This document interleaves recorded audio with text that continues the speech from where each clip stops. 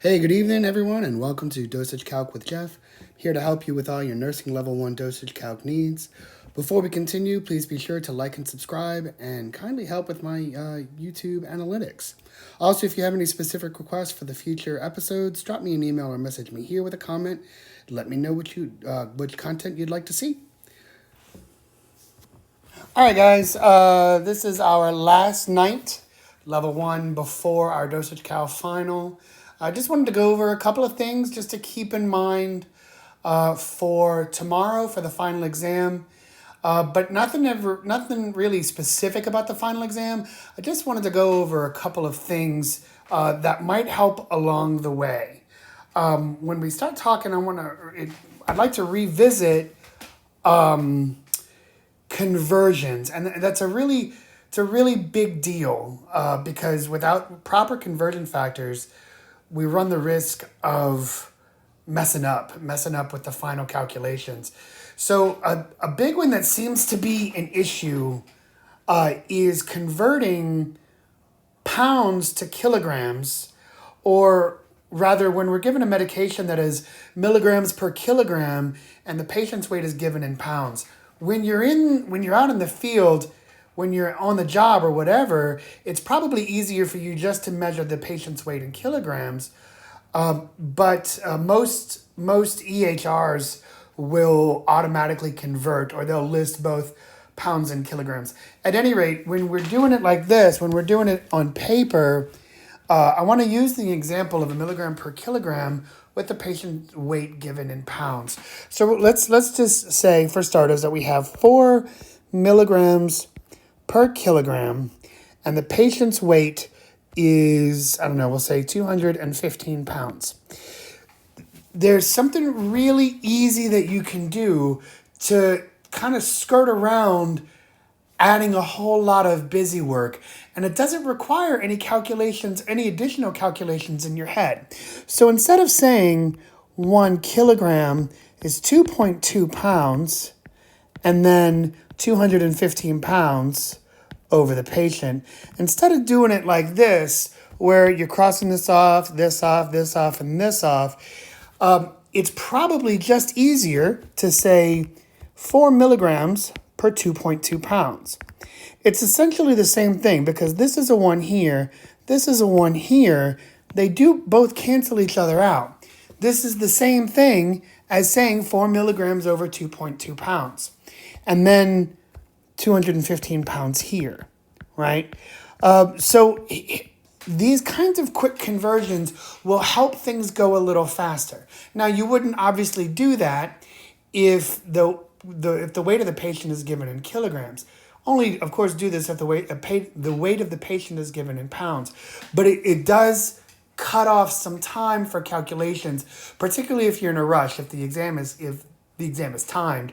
But if your math equation needs to happen really quick, you kind of want to be able to shave off as many times as you possibly can.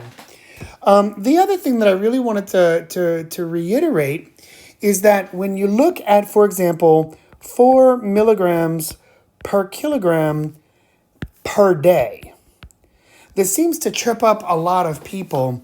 Now, of course, I wrote it like this. You really don't have to write it like this, but there are easy ways of doing this. So let's say that you have 4 milligrams per kilogram. Let me erase all this stuff right here. Instead of saying 4 milligrams per kilogram per day like that, you can write it as saying we have, 78 kilograms, right, over the patient. You know that this is per day, and that you're given, if it's going to say per day, it's either going to be how much is the whole dose per day, in which case you don't have to worry about putting the day part, or if it says every 8 hours. So let's say we have every 8 hours this needs to be done. I know I went over this before, but it is worth repeating. When you have something like this, you can simply just put 8 hours over 24 hours. You can put it just like that. This crosses out, and you're still left with that fraction. And 8 over 24 is the same thing as 1 over 3. So multiplying by a fraction is the same thing as dividing by its reciprocal. So for example, if I wanted to say x times 1 over 3, that is the same thing as saying x divided by 3. It's the same thing. When you divide by one number, you're multiplying by its reciprocal. A reciprocal is literally 1 over 3 or 3 over 1. That's what that means. So when you're multiplying by 1/3 here, or 8 over 24, it's the same thing as saying that you're dividing that by 3, because 8 over 24 is equal to 1/3. I know that seems a little confusing, but you need to get this in your head. These are the quick steps in math that make this whole process a whole lot easier. So I'm going to clean this up a little bit. So we can say 4 milligrams per kilogram per day. And we have a patient who is 78 kilograms. Right? We have a patient who is 78 kilograms. And we have, this is every 8 hours. So 8 hours over 24 hours, right? That crosses out, that crosses out. This will tell us how many, this is 8 over 24, which is essentially 3 times a day, or 1 over 3. When you multiply that out, you get 4 times 78 times 8 divided by 24, and that's going to equal 104. So that's 104 milligrams every 8 hours. 3 times a day, 104 times 3. Let's see, answer times 3 is 312. So that says 312 milligrams per day. This is 104 milligrams. 104 milligrams per dose, 3 times a day, right?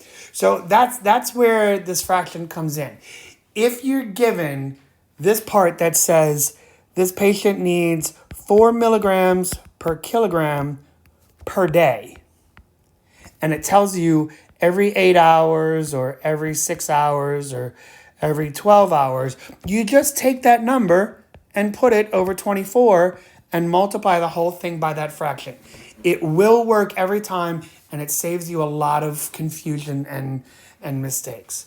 Let me know if I can help y'all with anything else. I'm going to try to come up with another one here in a minute before I shut this down for the night and get some rest before our exam tomorrow. Good luck, everybody, and I'll see y'all tomorrow.